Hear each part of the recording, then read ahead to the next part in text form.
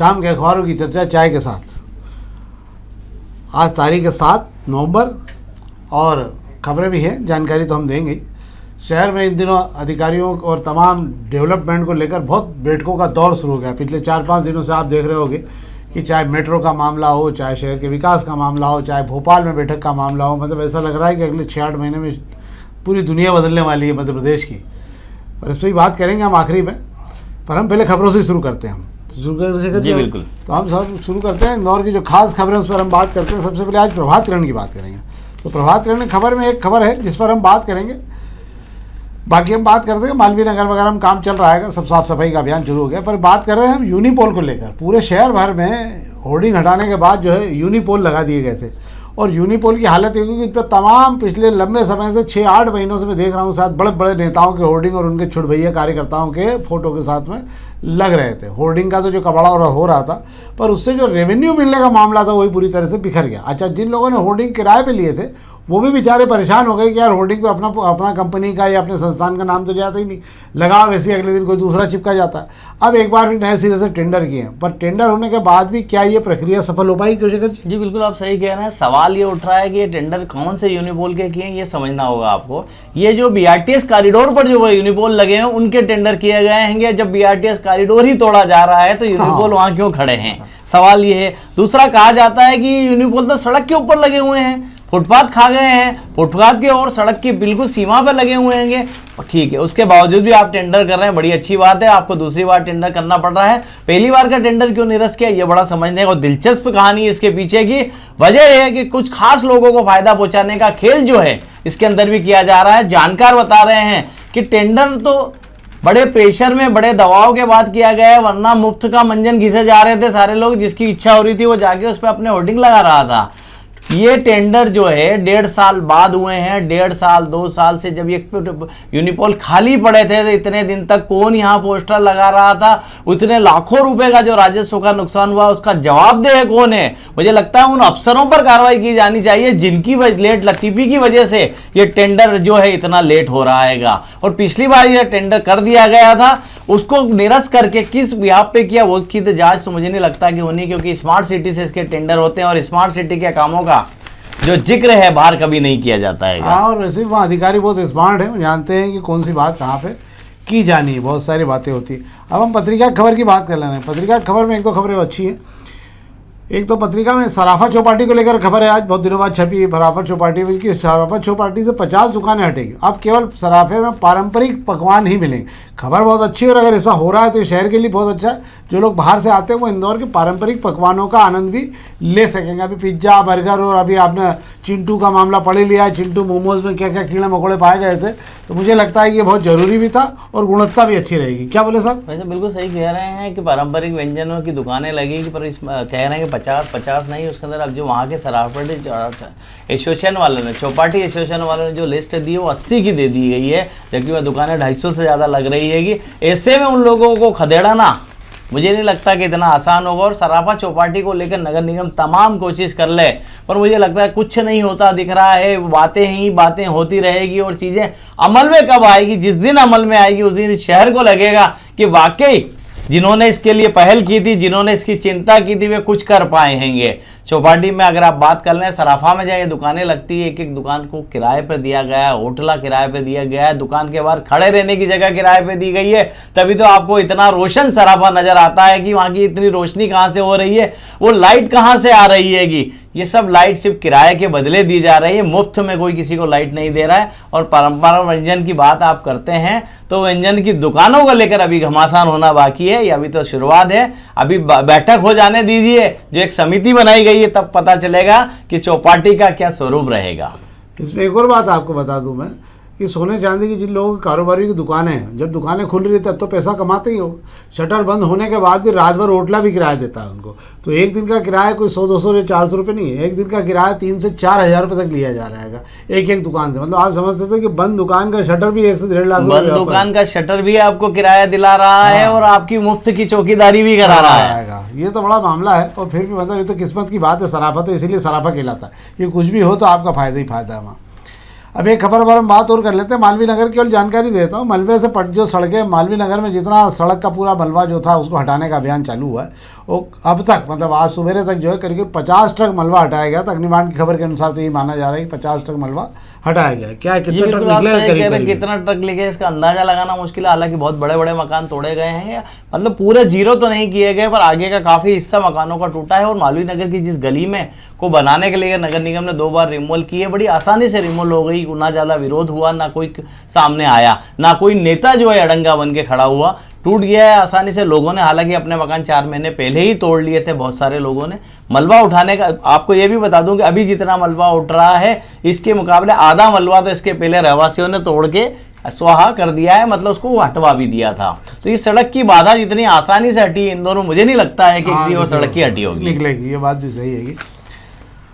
और एक बार फिर दूसरी खबर पर हम बात कर लेते हैं और फिर तैयार हो जाइए। शहर में एक बार फिर हेलमेट का भूत आ गया है, और इस बार अकेला नहीं आया, अपने भाई को साथ में लेके आया। मतलब अब आप अकेले घर गाड़ी चला रहे हैं और हेलमेट नहीं लगाया तो आपका चालान नहीं, अगर आपने लगा रहा हो पीछे वाले ने हेलमेट नहीं पहना तो भी उसका चालान भी बनने का। मतलब अब आपको 2 हेलमेट की तैयारी करनी है, एक तो ठिए पाए लग नहीं रहा था, दूसरे की व्यवस्था और करनी पड़ गई। कल घेराघारी शुरू की गई थी, 800-850 लोगों के चालान बनाए गए थे। संभवतः कल से बड़ा अभियान शुरू हो जाएगा। आपको चौराहों चौरस्तों पे तमाम जगह जो है डबल हेलमेट के लिए मतलब डबल चालान बनाने की तैयारी होगी। और आज जो है शहर में यातायात के लिए पुलिस ने जागरूक तो किया है, पर चालान बनने का काम कल से जोरदार नए सिरे से शुरू हो जाएगा। क्या वैसे मैं आपको बता देता हूँ, आमतौर पर ट्रैफिक पुलिस 300 से 400 चालान तो रोज हेलमेट के टैग ही देती है, कोई नई बात नहीं है कि बनते नहीं है। पर यह है कि अब मुहिम चलाना है तो चालान ज़्यादा दिखाना है, इसलिए पुलिस को भी एक चैलेंज मिल गया है कि अब सारे काम छोड़कर हेलमेट की मुहिम पर लग जाओ। चौराहा पर जाम हो रहा है, सड़कें जाम हो रही है, उसे मत देखो, किसी भी तरीके से चालान बनाना है। ASI से लेकर जितने ऊपर अफसर हैं सबको जो है टारगेट दिया जा रहा है कि हेलमेट पहनाने के लिए चालानी कार्रवाई करो, जमकर चालानी कार्रवाई करो। क्यों मुझे नहीं समझ नहीं आता कि पुलिस को ऐसा क्यों लगता है कि सिर्फ हेलमेट पहनाने का एक ही तरीका है कि चालान काटे जाए। जागरूकता के लिए क्या जमीनी तौर पर इस पे कभी काम होता है? मैं पूछना चाहता हूं उस विभाग से, उस अमले से जो इस कार्रवाई के लिए उतरता है, वे अपने खुद के कर्मचारियों को पहले हेलमेट पहना दे। जिनके जो हम रोज देखते हैं बाजार में, उनको देख के ही लोग कहते हैं कि पहले जो जिन्हें हेलमेट पहनाने की जिम्मेदारी दी गई वे खुद तो पहन ले। अब मुझे लगता नहीं है कि पुलिस वाले हेलमेट पहनेंगे, फिर वही बात रहती है थोड़े दिन बाद में सब 2-4 दिन का ढर्रा रहता है। थोड़े दिन झेल लीजिए, हो सकता है शायद फिर राहत मिल जाए आपको। और BRTS की तुड़वाई का काम फिर से शुरू हो गया। ठेकेदार से जो इन्नत करना पड़ी उसको लेकर BRTS में वापस नए सिरे से काम शुरू हो गया। अब हम दोपहर की खबरों की बात कर ले रहे हैं। दोपहर की खबरों की बात कर ले रहे हैं, पहले पेज की खबर की बात कर ले रहा हूँ आपसे कि आपको याद होगा डोकलाम, और डोकलाम के बाद में फिर चीन बायकाट, और चीन बायकाट के बाद चीन के सामान का बहिष्कार, फिर आने नहीं देंगे, और सब तमाम जगह कपड़े जलाए गए, चीनी कपड़े सब खूब चला है, बहुत चला। फिर वापस हम चीन की गोद में बैठने लग गए। अब हम चीन के साथ में बहुत अच्छे हिंदी चीनी भाई भाई का नारा हो गया है। और इसके अलावा हमारी डायरेक्ट चीन से फ़्लाइट शुरू हो गई है। फ्लाइट शुरू के साथ व्यापार भी और तेज़ी से बढ़ गया। और अब सबसे बड़ी बात है कि भारत में चीनी मुद्रा चलने की तैयारी हो गई है। बैंकिंग सेक्टर ने पूरी तरह से सरकार से, केंद्र सरकार को आवेदन दिया है कि इसको जो है युआन को जो है भारत में कारोबारी क्षेत्र में, गिफ्ट सिटी वगैरह में इसको चालू किया जाए। अभी 15 देशों की करेंसी भारत में अलग अलग जगह चलती, जिसमें सिंगापुर, हांगकांग भी डाली है। डॉलर से मुकाबला करने के लिए हम चीन की गोद में जा रहे हैं। होगा ये थोड़े दिन बाद में कि चीन का युआन तो बहुत मजबूत हो जाएगा। पर आपको बता दूं कि रुपए की इतनी दुर्दशा हो गई है, इतनी दुर्दशा हो गई रुपए की, कि रशिया ने रुपया लेने से साफ मना कर दिया, क्योंकि इस रुपए को कोई लेता नहीं। उनका कहना है ये रुपया इतना ढेर लगा हुआ है रशिया में कि इसको कोई लेने को तैयार नहीं है, भारतीय मुद्रा को। और भारत से उनका कोई आयात है नहीं, इसलिए रुपये का करेंगे। उन्होंने कहा कि भविष्य में अगर आपको हमसे तेल खरीदना हो तो युआन में ही खरीदना पड़ेगा, या फिर डॉलर में खरीदना पड़ेगा, या फिर दिरहम में खरीदना पड़ेगा। भारत चूंकि अब तेल लेना धीरे धीरे बंद कर चुका है, उसकी ये भी कारण है कि रुपए में तेल मिलना धीरे धीरे बंद हो चुका है वहाँ पर। अब भारत के साथ ही कि भारत पूरी तरह से चीन की गोद में जाकर बैठ गया है।